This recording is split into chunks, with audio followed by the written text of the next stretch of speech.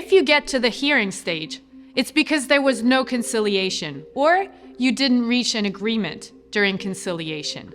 You may have heard that a hearing requires good preparation. Well, you heard right. You don't want to put it off to the last minute.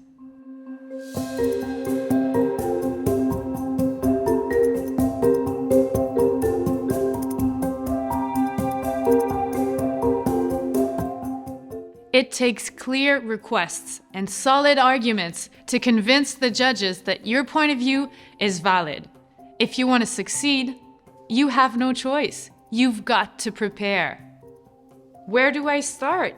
The first thing to do is carefully read the administrative file that IVAC sent you. And the most important part is the decision you're contesting. Then, you need to get your ideas in order.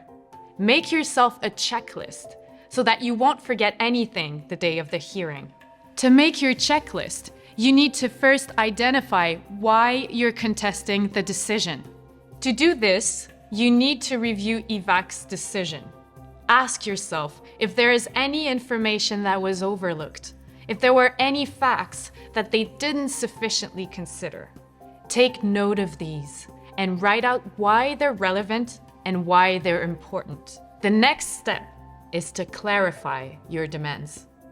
These demands may be, for example, that the judges recognize that the crime has caused you some disabilities, and that due to these disabilities, you need support or services in your personal and professional life.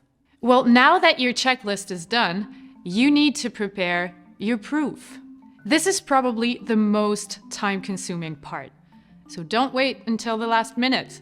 Ask yourself, what can support my point of view? It may be witnesses, for instance. You may want to request a resource worker or an expert to come before the tribunal, except it's not always easy to find an expert. Plus, you can't ask somebody with whom you already had a personal or therapeutic relationship. But the proof is mainly the documents that demonstrate that you've taken certain steps to deal with the disabilities you're claiming. This proof could be invoices you've received, or it might be a report from a health professional like a doctor or a psychologist if you have them. Now that you've collected your proof, you need to send it in advance to the tribunal and the other party. There are deadlines for this that you can't miss. If you don't know them yet, you can find them in the online AQPV's guide available on its website. Finally, it can be stressful to search through your papers during the hearing, so take the time to classify and number the order of the documents you plan to present. I also have some valuable tips to share with you. These will help you avoid last-minute problems. My first tip is to ask somebody you trust to accompany you the day of the hearing, because the tribunal can be intimidating. My second tip is to write the date of the hearing on your calendar in big, bold red.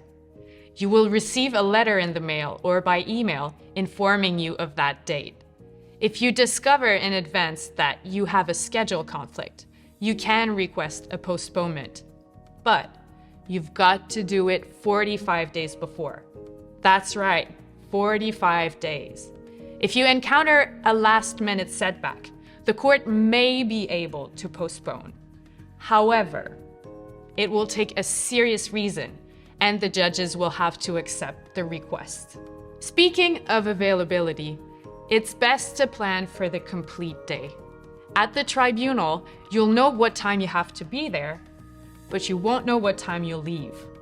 That means that you may arrive later at work, that if you have children, it's best to plan for a babysitter, and that it will be difficult to plan your travel in advance.